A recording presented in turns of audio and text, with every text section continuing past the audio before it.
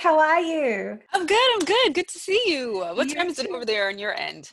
It's 10 o'clock in the morning, so I'm in the middle of home learning, sort of, you know, trying to get them to do what they need to do for school. What Yeah. time is it where you are? 11? Right now it's no, it's 8 p.m. It's 8:01. Fabulous. Right, now let's get into it. So why don't you Okay. explain to everyone, Danique is a client of the styling advisory of mine, and we've been working together for a few months now. And Yes. you had a unique challenge, I guess, at the very beginning where you had two kind of business passions that you wanted to fuse together. So why don't you Yes. explain that a little bit for us? Yeah, absolutely. So, in the very beginning, I have two passions. My first passion is fashion. I know it sounds cliche, but it's true. Fashion is I'm my with you. passion. And then my other passion is in the finance industry. So I wanted to be able to put that business together in a way where it wasn't like I was just doing one thing, but that I was doing both of them. And I was having a very difficult time as trying to brand or put the business together where it's fashion and finance. So when I got the chance to speak to you and you really just helped me put the pieces together, that's where I was able to merge fashion and finance together. I remember we in our first conversation, I think you were explaining you loved styling, you love fashion, but then you also have an insurance business. And Yes. my immediate thought as a marketer is, okay, well, when you're trying to generate clients and grow a community for both and web traffic for both, hmm presumably they're a different audience, so it's going to cost a lot of money. Why don't we do two separate business? And you were like, nope, we're going to do it together. Yep, And I remember. I was like, no, no. I'm like, no, I don't want to be put in a box. I yeah, want to be able to do both things. Yeah, I and remember. it's incredible because now it makes so much sense. So, do you want to explain to the listeners how you've been able to, I guess, connect the dots and keep your insurance and finance business interwoven with styling and fashion? Yeah. So as far as being able to kind of connect the dots, what I do, because as a stylist, I'm a creative individual, and I know that people in the fashion industry were all creatives, and being able to connect with people in the fashion industry was one of the main points that I wanted to be able to drive home. And being working in the finance industry, as far as being an insurance representative, I said, wow, there's so many people who are in the fashion industry who are not getting this information. No one's talking to them about it, Mm-hmm. about how to better manage their business, how to protect their business when it comes onto having the right insurance policies in place and just protecting themselves. Mm. And so how I was able to in a sense, be able to reach out to people in the fashion industry. I've been doing a lot of connecting with people on social media and just being able to be relatable. Wow. Is Yeah. that even a word, Sarah? R- No. Relatable. Yes, Absolutely. relatable. Yes. Okay. Well, it just came out really weird. I'm sorry. But because I can relate to them so much, Mhm. um, being able to just relate to them as far as working in the fashion industry and knowing that they need someone who they can trust. They need someone who understands where they're coming from, and being able to just reach out to them, have live sessions with other stylists as well. Mm. And they're realizing that, wow, there's no one who's really talking to them about finance, specifically to people in the fashion industry. Completely. And interestingly, for aspiring stylists, hmm got some mascara in my eye. What are you going to do? Well, Um, it's okay. You look great, by the way, Sarah. I love your outfit. It's so oh my cute. God, thank you so much. Can I just say for the record, my Yeah. 4-year-old has been up every night for about 3 months. I am so Oh my tired. God. Oh Um, God. so Well, working I mums, understand. yeah, Same here. You yeah, know how it is over here on my end. I do. Danique and we normally do our strategy sessions at I think about 11 p.m. your time. 11 p.m. Yep. That After the is kids are dedication. down, Yeah.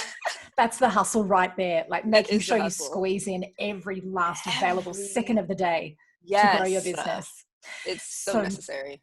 it's interesting because with these aspiring stylists, particularly for editorial stylists, stylists that will be going out on set, Mhm. shooting, they'll be pulling stock from other brands that they're liable for, something like public liability insurance, which I know is called something different in the US. Um, what's the type of insurance Like when you're general liability. So like, let's say mm, you had a client who was in your area, maybe whether it's at your house, your studio, whatever it is, and let's say they slip and fall or something happens and Mm. it's in your setting, then you want to protect your business. So they usually would call that general liability or business liability insurance. But another thing that I want to mention, Sarah, Mm. that I think is so important, whether let's say they're not in their, let's say, studio, or they're not pulling, or whatever the case may be. Let's say they're just a freelancer, you know, a stylist, and they're driving, or something happens, they get into an accident, or they get really sick. Well, in a lot of cases, if something like that was to happen, most of us, we can't keep working, right? Yeah, yeah. Exactly. But then one of the beautiful things about where we can tie in the finance with the fashion is that there is something that's called disability insurance that would be able to cover their income, like a paycheck protection, consider it like that. So in other words, money would still be coming in the case that they weren't able to keep working, God forbid something happened to them. But that's such an interesting point, because I think for a lot of people, a lot of us that love fashion, we start off knowing that we love it, and we're shopping for our friends, and we're styling people, and we're kind of enjoying this really creative environment. And Mm-hmm. you know, we kind of forget the actual financial components of the business that is required. And it's Correct. interesting because I know we'll talk about how you've been building your business with Facebook Lives in a little while, but Mm-hmm. what I realized about seeing, I guess, the engagement levels you're getting from stylists and fashion industry professionals, they're all kind of saying, okay, great, help. What do I need right now? We're in a global pandemic. So I'm either Yeah, not getting paid, so I'm not getting any superannuation or retirement. You know, I'm not protecting my income. Um, correct. so how do we protect stylists' businesses for the future? And enter Danique. Yeah, that pretty much it's right here. It's the fashion and finance. That's how we woven it together. So just being able to be that light and just kind of explain and show them that there is a way. I think a lot of creatives in the fashion industry, because we're creative individuals, we don't think about those things. You know, we don't think about, oh, let me make sure I'm putting enough away for my retirement, or let me make sure I No, have the right type of insurance policy in place. No no. one's talking, and they don't really know where to go. So a lot of times we kind of just brush it up underneath the rug and say, I'll get to it later, right? Yeah, or you're taking any of your any of that profit, any of that revenue rather from your business. You Mm-hmm. initially think, you know what, I need to put that back into paid social media campaigns or Yeah. influencer partnerships, investing in the business from a marketing perspective, which, you know, I don't want to talk myself out of a business, but whilst it's incredibly important, Yeah. being a stylist puts you in an environment sometimes where you are liable. Let's say that the stock that you pull, the garments that you pull for a shoot, get completely destroyed. You need to cover the dry cleaning costs, or you need to pay for that stock if it's destroyed by a model who accidentally puts a high-heeled shoe through Correct. the bottom of the dress. Yes. As you said, again, the accidents, just that sort of the concept of protecting your business from a Yes. financial perspective, which is Correct. not a conversation I've heard in my sort of communities before. We don't talk about it. It's kind of like an uncomfortable conversation. And I think the Mm. reason why it might be a little uncomfortable, because it was uncomfortable for me when I first got started in the finance industry. You know, just I love everything about fashion. I love the styling. I love the creative side. So when I got into the finance industry and I started learning more about that, I said, wow, like, who's going to be able to break this down to other people so that they understand it the way that I just learned it? And then I said, that's why I said, wow, people in the fashion industry, they need to learn more about this. Let me break it down to them in a way that it's comfortable for them to want to listen to it, where it's broken down in a more relatable way. And so, from your experience, you started Facebook Lives a few weeks ago, a month ago. When did you do your first Well, one? Facebook Live, or I've been doing more of the Instagram live sessions. Oh, sorry. Um, You're right. You're right. You're right. I always get it confused. Well, I mean, Facebook, Instagram is all the same thing, kind of. But no, but Instagram lives. I've been doing more Instagram lives. I started the Instagram live sessions, I would say about maybe 2 or 2.5 weeks ago. Hmm. And it's been incredible. Every time I have a live session, it's so refreshing to know that at the end, whether while I'm having the session, people are messaging, asking me questions of like, what type of life insurance policy should I get as a stylist, or how much is the right amount to have, or I just left Or my what do job, I should I have have? insurance, or what do I have? Yeah. I'm paying for something, I don't even really know what I'm paying for. So the responses that I've been getting from people in the fashion industry have been incredible. And it's so exciting to know that, wow, people want this information, and it's time. People, they need it. It's time. And it's also exciting to note that means that regardless of the economic shift that's occurred from this pandemic, that stylists and fashion creatives are still dedicated to kind of drive their careers forward. Yes. Even with the social distancing, obviously a lot of stylists are now focusing on their virtual offering, but the fact that they're asking questions of you on those Instagram lives means that the industry itself is surviving this Yes. pandemic, which Yeah, is, I still guess, thriving.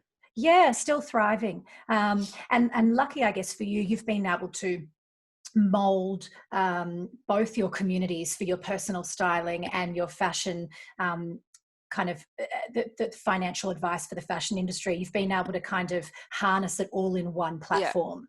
Yes, yes, I have. And Instagram, I love Instagram. I love it because I can just connecting, because, we can't go out and, because of social distancing, we can't go out and mingle and network and things of that nature. So just being able to utilize Instagram and connect with other fashion professionals and set up those live sessions and just really answer questions that, people want to know more about. And it's been a real hit, and I love it. Thanks to you, Sarah, for all of your help along the way. I have to My say, pleasure. you Thank you. a little boost to all of this. Absolutely, you're amazing. Well, we had a fun time, didn't we?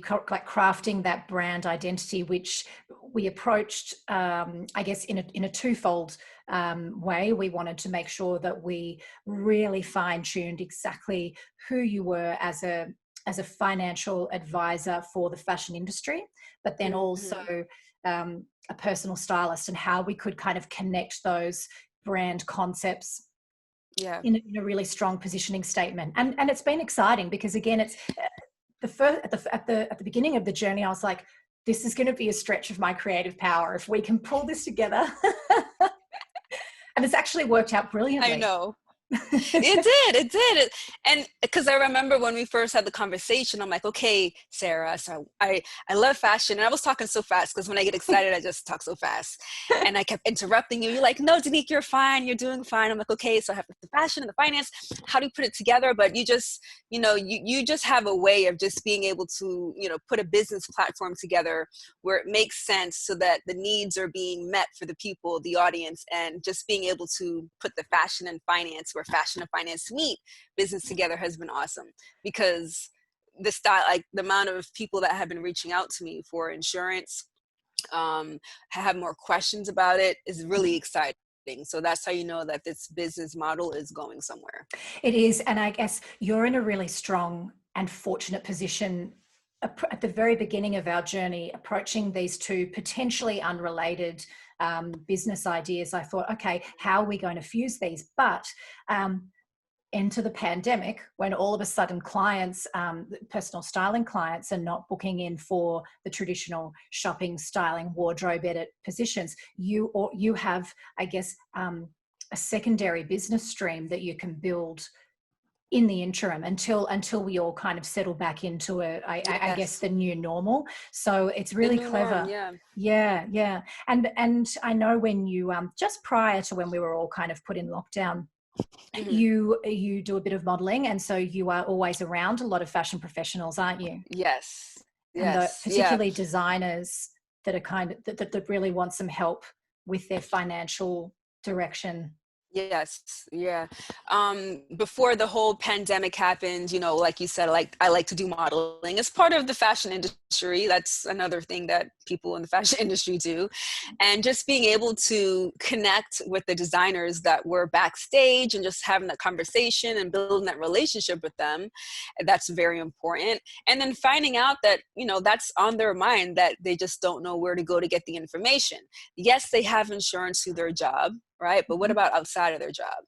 and just being able to get the information on knowing the different types of insurances, how it would benefit them, how it would take care of their family, take care of their business as a designer, protect their income. So a lot of people, like the designers and even some of the models too, you know, I was able to connect with a lot of the models as well, and they don't have insurance. And again, it's because they don't know who they can talk to. It's that relatability aspect that we were talking about. Exactly. And being in a creative industry, it's sometimes the last, if not even considered at all, until it's too Exactly. late. And this particular environment is such a good example of, okay, for all of the stylists, let's say editorial stylists, no one's doing any shoots. Where's that income protection coming through? What are you living off if you're unable to work as a stylist? Which Exactly. is really scary. But I think it's also really valuable that you are offering an alternate service within the fashion industry just to continue to build your network, because even though you're consulting with stylists who could potentially be talking to a similar personal styling client, you know, you might be kind of competing for that market, you're still learning. You're still learning, building up those relationships, and you're able to reach a bigger network through Instagram lives, cross promotions and partnerships. So do you think, would you recommend that as a strategy for stylists who right now might not be getting a lot of work? Would you recommend still doing Instagram lives with other stylists to just try and communicate with a broader audience? Oh, of course. I think that every day you should be utilizing your resources. And Instagram is one of the best resources because there's so many people that's out there, and you never know what door that could open unless you just have a conversation, send someone a DM, or even use the voice option in the DM, because that's more real. Because you can send a little message, but if you hit that little microphone and, hi, my name is Danique and X, Y, and Z, have that real conversation with them, that's really connecting, if you ask me. So I think that's really important too. Were you surprised when you started the Instagram lives just how many people were engaging and asking questions and ready to watch? Oh yeah, I was really surprised. I was like, wow, look at all these people that are on here. Look at the people who are asking questions. Because, you know, when I first came to you and I was telling you the idea that I love fashion and I don't want to put that on the back burner, but I also love the finance industry, I don't want to put that on the back burner. How can I merge these two businesses together? And, you know, when we came up with the ideas and the concepts and the strategies as far as building the business model, I was very excited. So when I first had the Instagram live session and I saw all those people, it was just really refreshing to know that, you know, this is really important. I already knew it was, but to see the people saying, wow, Danique, like, this is needed in our industry. Us creatives, whether you're a photographer, a model, a hairdresser, a makeup artist, you're still a creative individual. Absolutely. And just knowing, and just being able to speak to them, because I love that industry so much and I'm really passionate about it. And just being able to see all the people who want the information is really exciting. So and you know, it's really. And I guess it's also great that when we started to formulate the brand and the direction of the business, you could provide insurance and finance advice to anyone. The knowledge that you have is not necessarily limited by a particular industry, but the fact that you chose a niche, a particular market, which was the fashion industry, and you've decided to position all of your advice and guidance and services to that industry, has increased conversions for you. I know we did a lot of, you know, market research around other women in the industry who love fashion and are providing financial advice, but more broadly speaking to just women in general. So one of our questions was, okay, well, how do we compete in that market? How do we gain market share and really attract and build an audience amongst all these other people who are finance experts? But the fact that you were like, no, you know what, I'm gonna craft my services so that they speak directly to the needs of a particular market, and that market was fashion industry professionals. That's the secret sauce. That's the winning ticket. Yeah, it is. Because I mean, there's so many, you can Google, there's so many financial professionals, you know, who talk about insurance and better money management and things like that you can go to. But like you said, just to be able to find that niche and be like, okay, this is who I'm speaking to. That's it.